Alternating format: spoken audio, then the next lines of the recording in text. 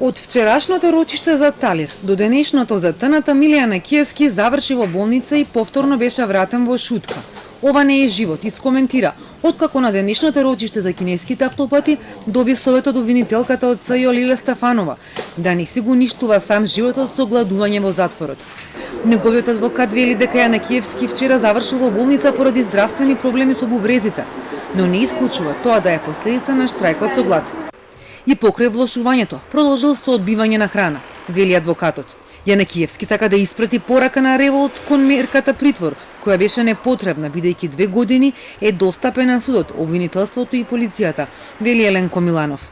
Основната причина која од стартот зошто штрајкува Миле со глад е тоа што, иако тој е обезбеден, иако беше во куќен притвор и постојано достапен и присутен во судот, некој инсистираше и сакаше да тој биде во притворското оделение.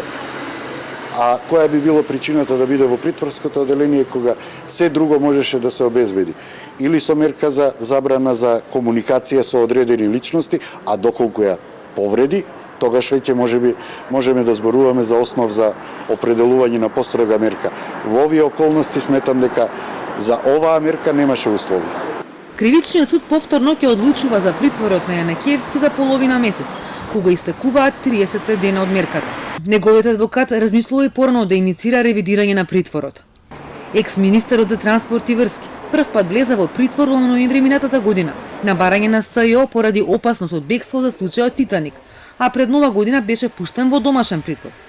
Повторно влезе во шутка во февруари, кога обвинителството од организиран криминал ја отвори истрагата за организаторите на 27 април. Беше пуштен неколку дена подоцна во домашен притвор по инцидентот кога тој и Спиро Ристовски беа нападнати. Трет пат се врати во притвор пред 10 дена, откако обвинителството отвори истрага против него за злоупотреба на службена положба со отуѓување на државно земјиште.